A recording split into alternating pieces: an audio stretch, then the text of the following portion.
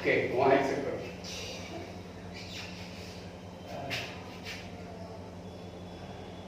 Dear students, हम लोग मानक समय पढ़ेंगे, स्टैंडर्ड टाइम। स्टैंडर्ड टाइम, तो स्टैंडर्ड टाइम के लिए पहले इसको दो पार्ट में हम कर दिए हैं। ये समझने के लिए इसकी जरूरत होती है। तो हेडिंग तो दोनों है, लेकिन दोनों दो तरह का चीज है, तो हम अलग अलग करते हैं। पहला ये भारत का विस्तार से क्या तात्पर्य है, और मानक समय, दोनों दो चीज है, दो हेडिंग है। तो इसको एक क्वेश्चन के रूप में हम लोग ये करते हैं कि क्वेश्चन आ भी चुका है कि भारत अवस्थित है, भारत अवस्थित है, ये क्वेश्चन था। इसका पूछ रहा है कि भारत का लैटिट्यूडल एक्सटेंशन, अक्षांशीय विस्तार कितना से कितना के बीच है, और देशांतरीय विस्तार लॉन्जिट्यूडिनल एक्सटेंशन कितना के।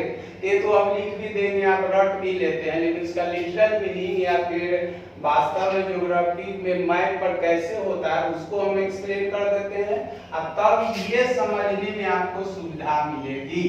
तो दोनों एक साथ हम इंटरप्रेट करके बताने जा रहे हैं। तो भारत अवस्थित है, तो इसके आंसर के रूप में आप कहते हैं, तो पहले हम ये लिख लेते हैं, सब जगह लिखा मिलता है आपको। तो ये आप जानते भी हैं, पूछा भी गया है 46वीं के बीपीएससी में 8 डिग्री 4 मिनट से 37 डिग्री 6 मिनट एन हो गया। तो ये क्या हो गया, लैटिट्यूडल एक्सटेंशन हो गया, अक्षांशीय विस्तार हो गया। तो पूछ रहा है केवल अक्षांशीय तो नहीं, तो तथा देशांतरीय विस्तार जो होता है 68 डिग्री 7 मिनट से 97 डिग्री 25 मिनट ई के बीच। तो क्वेश्चन का आंसर तो आपको मिल गया है, भारत अवस्थित है। भारत अवस्थित है तो कितना से कितना के बीच, 8 डिग्री 4 मिनट से 37 डिग्री 6 मिनट एन, तथा ई है तो देशांतरीय विस्तार। तो पिछले वीडियो में हमने क्लास में बताया था कि एन और एस का क्या मतलब है। तीन आपका आंसर हो गया, तो इसका वास्तव में क्या अर्थ होता है ये समझ लीजिए, तब फिर हम इसको डिस्कस करेंगे। तो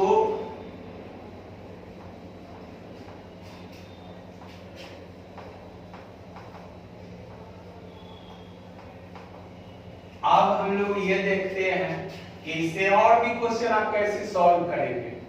तो ये आपका क्या हो गया, पृथ्वी हो गया,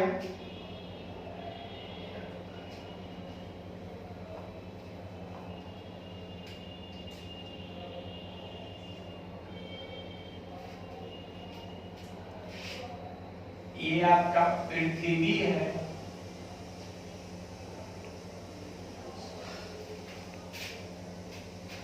इसका पहले ये आप समझे तब क्या होता है। तो ये हम लोग का पृथ्वी है, ये बार बार बेसिक चीज, सेंटर है, ये आपका रेडियस है, और ये मिला दिए तो ये क्या हो गया, डायमीटर हो गया। ज्योग्राफी में इसी को आप विषुवत रेखा कहते हैं। 0 डिग्री अक्षांश है, तो 0 डिग्री अक्षांश से, और अगले क्लास में हम इस पर डिस्कस करेंगे जो विषुवत रेखा किस महादेश से, किस देश से, किस सागर महासागर से, तो अगले क्लास में मिलेगा। तो ये क्या हो गया आपका, विषुवत रेखा हो गया। अब विषुवत रेखा वह काल्पनिक रेखा है जो पृथ्वी को लगभग 2 बराबर भागों, तो भाग किया है, उत्तरी गोलार्ध और दक्षिणी गोलार्ध में बांटती है। तो इसको आप ऐसे समझे, ये हो गया। तो ये एन कह रहा है, तो एन का मतलब क्या हो गया, ये भी अपने आप में क्वेश्चन है कि India entirely placed in northern hemisphere, Bharat पूर्ण रूप से उत्तरी गोलार्ध में अवस्थित है। तो एक तो ये मॉडल है, कितना से कितना है से आपने समझ लिया। इसका क्या अर्थ है, ये और एक्सटेंसिव, तो इसका मतलब हो गया कि भारत पूरा उत्तरी गोलार्ध में है। तो उत्तरी गोलार्ध और दक्षिणी गोलार्ध का निर्धारण आप कैसे करते हैं, तो विषुवत रेखा से करते हैं। अब विषुवत रेखा गुजरती कहां से है, तो 0 डिग्री अक्षांश से ये पूरा पूरा उत्तरी गोलार्ध हो गया, दक्षिणी गोलार्ध हो गया। तो इससे आपका यह अर्थ निकल गया कि भारत पूरा पूरा इसमें है। तो उत्तरी गोलार्ध में यहाँ से यहाँ तक है, तो इसमें कहाँ, तब आप क्या देखते हैं, ये साथ साथ ही है।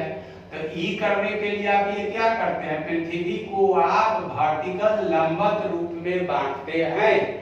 तो वह ये क्या 0 डिग्री अक्षांश से गुजरती है, तो 0 डिग्री क्या हो गया, देशांतर हो गया।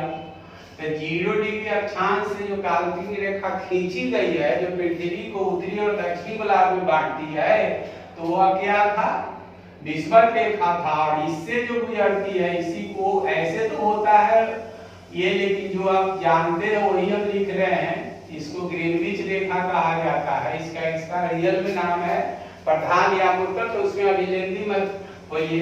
इससे क्या हो गया, ये सब जो था आपका तो क्या था, उत्तरी गोलार्ध था। अब ऐसे कर दिए तो क्या हो गया, एन हो गया, ये एन डब्ल्यू हो गया, एस ई हुआ, एस डब्ल्यू हो गया। शायद समझ गए होंगे। तो अब तक फिक्स हो गया, उत्तरी गोलार्ध ही नहीं बल्कि भारत जो है से पूर्वी भाग में, तो पूर्वी भाग के लिए क्या था, 0 डिग्री देशांतर ग्रीनविच रेखा। इससे फिक्स हो गया जो भारत अब कहां पर, ये यहाँ नहीं बल्कि इसमें है। अब क्या हो गया, एन ई भी है साथ साथ। ये अब ये जानते हैं पूरा ग्लोब जो होता है 2 पाई आर 360 डिग्री होता है। 360 का मतलब 90 90 90 90, ये 360 हुआ। तो भारत क्या है, इसमें है। तो इसमें भी अब कहाँ, तो अब ये जब 90 है तो आप इमेजिन कीजिए कि ये क्या हो जाएगा, स्वाभाविक है 45 हो जाएगा। और ये 0 है, तो 0 है, तो ये इसको मान लीजिए क्या हो गया, 8 हो गया। अब आंसर के अनुसार ये तो एक दूसरा मॉडल है जो आप समझ गए। तो कहाँ तक, ये 45 है, भारत जो है 37 तक ही है।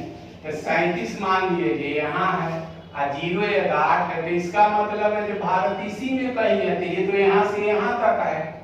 तो फिर वैसे इसी को ना आप फिर अलग अगर दूसरे जगह पढ़ते हैं, जो भारत का उत्तरोत्तर बिंदु जो है से इंदिरा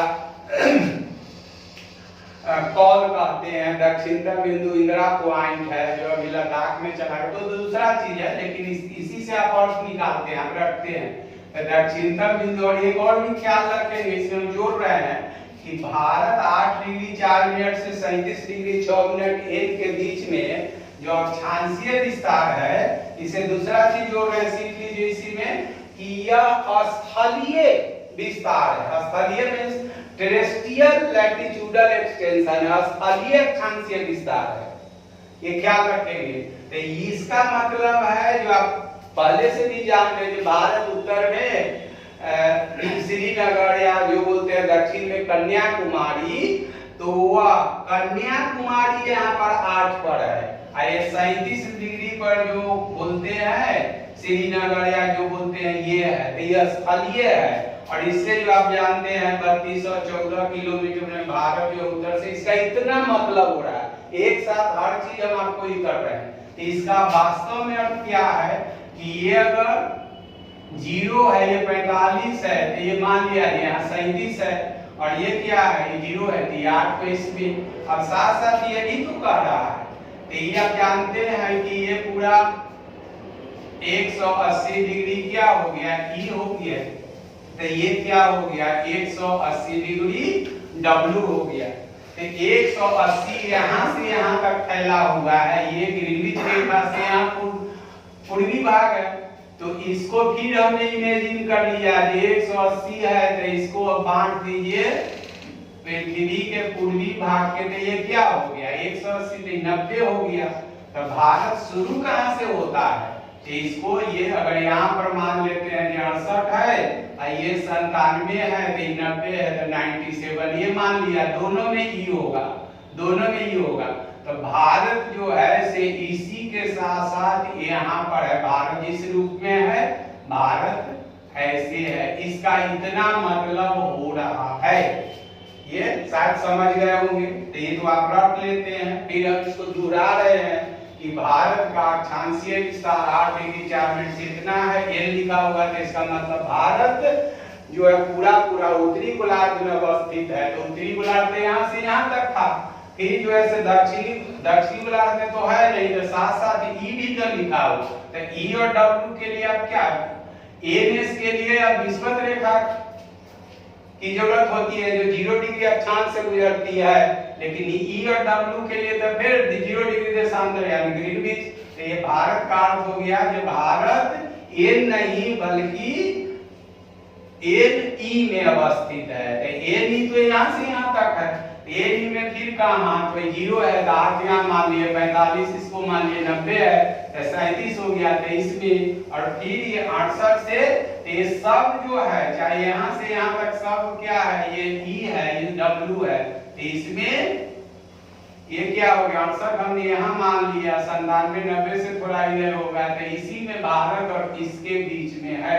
आप समझ गए होंगे इसका इतना अर्थ है। ठीक है, अब अगला टॉपिक हम ये बात करने जा रहे हैं कि मानक समय क्या होता है। ठीक है, ठीक है, कि समय का संबंध केवल देशांतर से होता है, अक्षांश से नहीं। और अक्षांश का मतलब होता है ऊपर नीचे, और ऊपर का मतलब ज्योग्राफी में हमेशा उत्तर, नीचे का मतलब दक्षिण। इसमें तो कोई आपको परेशानी नहीं होगी, दिक्कत होती होगी पूरब पश्चिम के लिए। तो पूरब पश्चिम अभी हम लोग क्या है, एक दूसरे से अपोजिट डायरेक्शन में है। तो मेरे लिए पूरब इधर है, आप लोग के लिए पूरब इधर है। आप जिस डायरेक्शन में खड़े हो, बोल रहे हो, सुन रहे हो, चल रहे हो, अपने राइट हैंड को, दाहिना हाथ को हमेशा ईस्टवार्ड, पूरब की ओर कंसीडर या एंटरटेन करना है। आपको ये ख्याल रखें। तो हम लोग अभी एक दूसरे से, मेरे लिए पूरब इधर है, आप लोग के लिए पूरब इधर है, लेकिन जब ये करते हैं, यही हमने किया है कि ग्लोब को ऐसे बांट दिया, तो ये पूरब, ये क्या हो गया, पश्चिम हो गया। तो ये समझ गए होंगे, पूरब पश्चिम को ही देशांतर कहा जाता है, लॉन्जिट्यूड, और एनएस को, उत्तर दक्षिण को अक्षांश, लैटिट्यूड कहा जाता है। तो अक्षांश से केवल दूरी, पिछले हम वीडियो में, पिछले क्लास में, कल ही वाला में आपने डिस्कस किया था कि समय का निर्धारण में क्या करते हैं। तो समय का निर्धारण का संबंध, समय का संबंध केवल देशांतर से, अक्षांश से नहीं। और अक्षांश से हम केवल दूरी मापते हैं, जैसे 1 डिग्री अक्षांश अगर कहते हैं, क्वेश्चन रहता है, ये तो छोटा क्वेश्चन है, आप सब लोग जानते होंगे, क्वेश्चन रहता है अक्षांश का मतलब एनएस दोनों होता है ना, एन हो चाहे एस हो, 1 डिग्री अक्षांश बराबर 111 किलोमीटर होता है। ये सब आपका क्वेश्चन है। लेकिन अगर क्वेश्चन हो कि 1 डिग्री देशांतर बराबर, तो देशांतर का मतलब क्या होता है, चाहे आइदर ई और आइदर डब्ल्यू, तो ये 111.32 किलोमीटर होता है।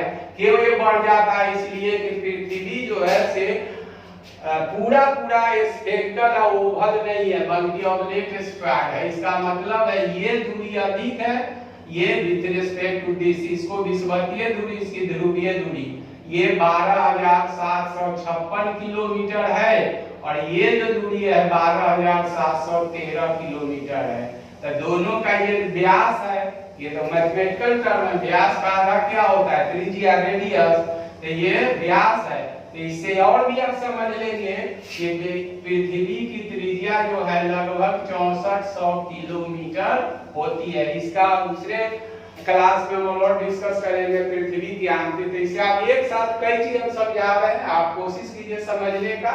हमको तो बताना था मानक समय, तो मानक समय के लिए इसकी जरूरत है, इसका क्या एप्लीकेशन है, मतलब उपयोग होता है, हम समझाने जा रहे हैं। ये तो एक्स्ट्रा लिख दिए थे, ये बीइंग ए कंपटीटर आपको हर क्वेश्चन का जवाब चाहिए, चाहे अधिक से अधिक जान के जाइए आप, तो ये तो एक्स्ट्रा हो गया। इससे क्या अर्थ निकलता है, ये आपके बुक में सब नहीं किया होगा, आप समझ गए, इसको बार बार सुनिए और देखिए, ये सब समझ में आ जाएगा। ये सब क्वेश्चन आपको बता दिए। अब कहता है मानक समय, तो समय का संबंध जो है देशांतर से है, अक्षांश से नहीं है। देशांतर का मतलब बायां दायां, बायां का मतलब W वेस्टवर्ड और दायां का मतलब ईस्टवर्ड। तो हमको अक्षांश से कोई मतलब नहीं है। तो पिछले वीडियो में, कल ही क्लास में हमने बताया था कि अक्षांश से केवल दूरी मापी जाती है, समय नहीं।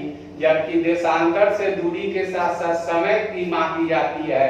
जैसे 1 डिग्री देशांतर बराबर 111.32 किलोमीटर और 1 डिग्री देशांतर बराबर 4 मिनट। उसी का मल्टीपल हमने पिछले क्लास में कल ही बताया था कि 15 डिग्री बराबर 1 घंटा, 180 बराबर 12 घंटा और 360 बराबर 24 घंटा यानी 1 दिन। दोनों को मिला के आप देखेंगे, आई होप आप पूरा समझ जाएंगे। अब हम मानक समय का डिस्कस करने जा रहे हैं।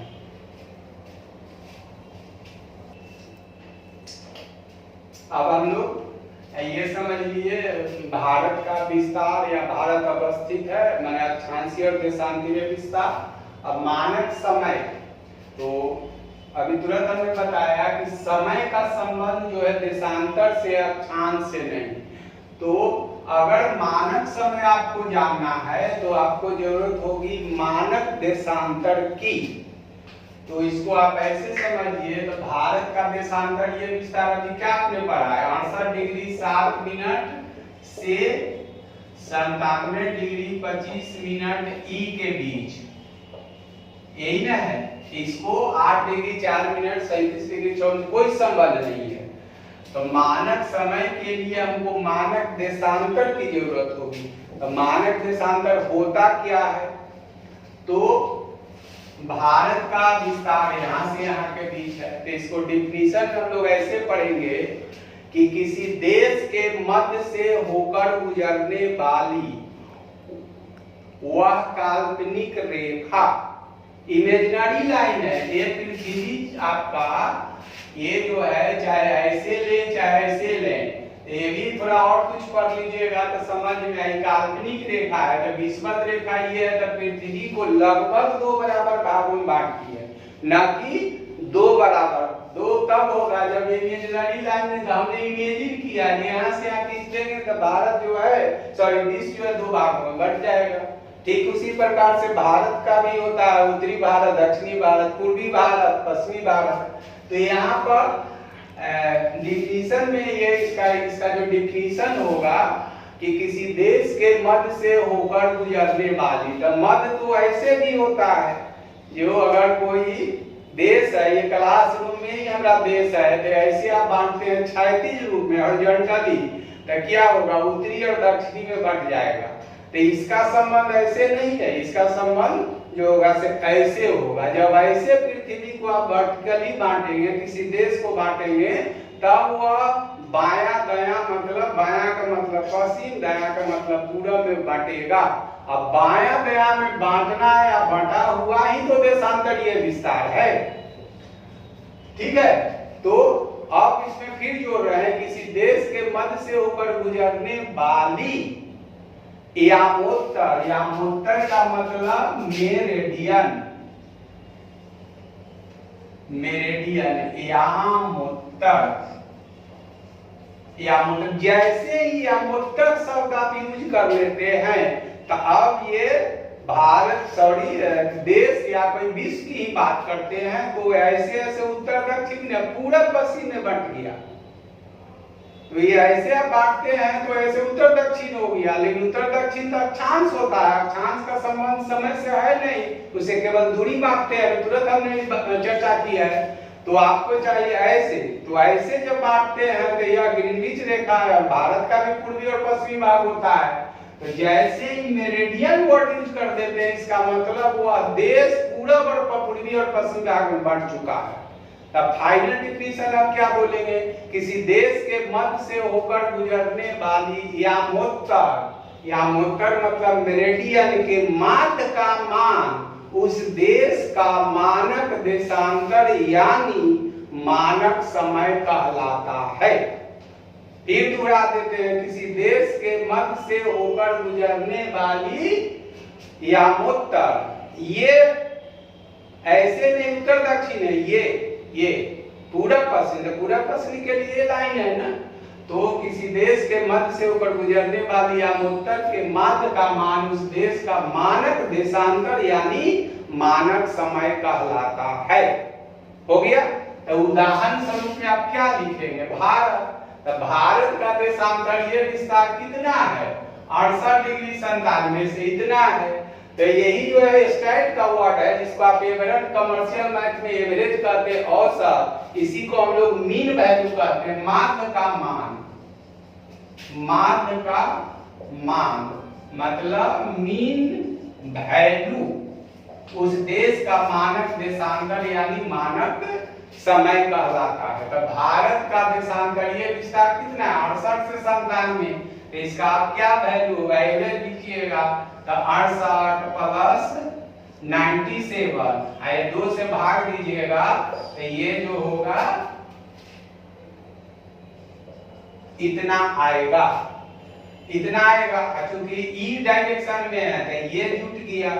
तो यही है जो आप पहले से रखते हैं, भारत का स्टैंडर्ड टाइम यानी स्टैंडर्ड देशांतर 82.5 है। क्योंकि भारत ई वर्ड में है, ग्रीनविच कहां से, मतलब ग्रीनविच से। भारत जो है से यहाँ से यहाँ तक, इधर जितना जो देश होगा सब क्या होगा, पूर्वी भाग का होगा ये। और आप अभी तुरंत हमने डिस्कस किया है कि 1 डिग्री देशांतर, देशांतर का मतलब क्या होता है, आइदर ई और आइदर डब्ल्यू, ये 4 मिनट होता है। तो इसी में अगर 4 मिनट से आप गुना करेंगे तो जितना मिनट होगा ये गुना करने, मल्टीपल करने पर यह 5.5 घंटा हो जाएगा। तो यही कारण है कि भारत का समय GMT यानी 0 डिग्री देशांतर से 5.5 घंटा आगे आगे चलता है। सब जो बोले सब क्वेश्चन आपको मिलेगा। अब फाइनली अब हम इसको दोहरा देते हैं कि मानक समय के लिए मानक देशांतर की जरूरत भारत का इसलिए लिए कि भारत के हम लोग ना आगे, भारत में ऐसा बहुत तरह का क्वेश्चन आपको मिलता है, इसको समझ लीजिए और यहाँ से रिलेटेड क्वेश्चन को बार बार सुन के बनाइए। तो किसी देश के मध्य से, जैसे भारत का स्टैंडर्ड टाइम है, ये घड़ी की बात हम करेंगे तो अगले क्लास में हम घड़ी भी इस पर चर्चा कर देंगे। तो आप जो हमारे पास सब लोग के पास घड़ी है जो IST से चलता है, इंडियन स्टैंडर्ड टाइम, अभी उस चर्चा करते हैं। तो हर देश का कोई होगा स्टैंडर्ड टाइम। तो स्टैंडर्ड टाइम क्या होता है, तो देश जो है से पूरब से पश्चिम की ओर कितना वर्ग किलोमीटर में फैला हुआ है। अब वर्ग किलोमीटर को आप क्या कर देंगे, वर्ग किलोमीटर को देशांतर निकालिएगा तो 1 डिग्री देशांतर बराबर 111 किलोमीटर 0.32 किलोमीटर होता है। तो देशांतरीय विस्तार आपको मिल जाएगा। तो जितना देशांतरीय विस्तार होगा दोनों का एवरेज निकाल लीजिए, जिसको मीन वैल्यू कहते हैं। और जितना डिग्री देशांतर आएगा उसमें आप 4 मिनट से मल्टीप्लाई कर दिए तो जितना मिनट आएगा, और जितना मिनट है उसको घंटा में बदल दीजिएगा। तो चूंकि ये भारत ग्रीनविच से पूरा है इसलिए आगे चलता है, किसी का पश्चिम भी तो चलेगा। कल ऐसे क्वेश्चन हमने बताया था, 150 डिग्री डब्ल्यू पर कोई स्थान अवस्थित है तो मंगलवार के 4 PM हो रहे थे, 150 डिग्री ई पर कौन सा दिन और क्या समय होता है। इसी का चीज है वो, सब एक दूसरे से अब 1-2 चैप्टर और पढ़ाएंगे तब ये सब आपका क्लियर होगा। तब ये फाइनली अब हम ये बोल रहे हैं, आप समझ जाइए कि मानक देशांतर के लिए मानक समय के लिए मानक देशांतर की हमें आवश्यकता होती है। तो मानक देशांतर होती क्या है, तो किसी देश के मध्य से होकर गुजरने वाली यामोत्तर के माध्य का मान उस देश का मानक देशांतर यानी मानक समय कहलाता है। उदाहरण स्वरूप भारत का यह देशांतरीय विस्तार 68 डिग्री 7 मिनट से सब क्वेश्चन है कितना के बीच अवस्थित है, जिसके माध्य का मान मीन वैल्यू माने एवरेज क्या है, माध्य का मान 82.5 ई, जो कि ई डायरेक्शन में पूरा ई होता है। यही कारण है कि भारत का, ये इसमें अब हम जोड़ रहे हैं कि भारत, यही कारण है कि भारत का समय ग्रीनविच समय से 5.5 घंटा आगे आगे चलता है। यानी इसी को टेक्निकली हम कहेंगे कि यही कारण है कि भारत का मानक समय IST इंडियन स्टैंडर्ड टाइम, यही IST हो गया। भारत का IST क्या है, ये 82.5 ई है। यही कारण है कि भारत का मानक समय इंडियन स्टैंडर्ड टाइम क्या ये जीएमटी का मतलब क्या हो गया? Greenwich mean time. Greenwich London का एक जगह है, तो ये वही से जैसे आपका भारत का इलाहाबाद है, ये ग्रीनविच, तो ये क्या है? आईएसटी कितना है आपका? 82.5 ये है। जीएमटी कितना है? 0 डिग्री देशांतर है। एक एक चीज हम इसमें डाल दिए, सबको समझिए। यही कारण है कि भारत का आईएसटी इंडियन स्टैंडर्ड टाइम यानी मानक समय जीएमटी यानी 0 डिग्री देशांतर से 5.5 घंटा आगे आगे चलता है। अभी उदाहरण के लिए लीजिए, भारत में अगर 1:30 PM हो रहा, 1:30 बज रहा, तो जीएमटी के अनुसार कितना आगे हो बज रहा होगा अभी लंदन में? यहाँ आपका क्या है? 1:30 बज रहा है, तो इसमें 5.5 घंटा हमारा आगे चलता है, तो इसमें 5.5 घंटा पीछे कर दीजिए। इसलिए कि हमसे क्या है? पश्चिम है ना, तो उसका स्लो चलेगा, मतलब हमसे पीछे चलेगा। तो यहाँ 1:30 बज रहा है, शार्पली अगर 1:30 PM हो रहा है, तो उसका अभी क्या हो रहा है? 8 AM हो रहा होगा। अगर भारत में अभी 1:30 PM हो रहा है, तो 1:30 PM कहाँ पर हो रहा है? 82.5 पर ना। और इसी से निष्कर्ष में आप रखते हैं कि भारत का समय 5.5 घंटा आगे चलता है। आगे इसलिए चलता है कि ये ई वर्ड है, पूरब है, तो आगे तो चलना है। किसी को डब्ल्यू वर्ड होगा पश्चिम, तो उसका तो पीछे चलना ही है। तो चूंकि भारत आगे चल रहा है, तो कितना आगे? तो 5.5। तो 5.5 कैसे आए वो हमने एक्सप्लेन कर दिया है। 5.5 घंटा आगे चलता है, सब जगह लिखा हुआ। तो इसका भारत का देशांतर ये इतना से इतना है, उसके मीन वैल्यू निकालिएगा तो 82.5। और चूंकि ई वर्ड पूरब में है तो ई जुटेगा, और 4 से मल्टीप्लाई कीजिएगा तो जितना मिनट आएगा वो 5.5 घंटा होगा। तो इसी को फाइनली यही कारण है कि भारत का आईएसटी इंडियन स्टैंडर्ड टाइम यानी 82.5 degree E, GMT Greenwich mean time 0 degree देशांतर से 5.5 घंटा आगे आगे चलता है। आई होप आप सब कुछ समझ गए हो। इससे रिलेटेड क्वेश्चन बनाइए। कोई अगर दिक्कत होती है तो मेरे नंबर नीचे दिया हुआ है, उसमें आप कुछ पूछ सकते हैं रात में। Thank you.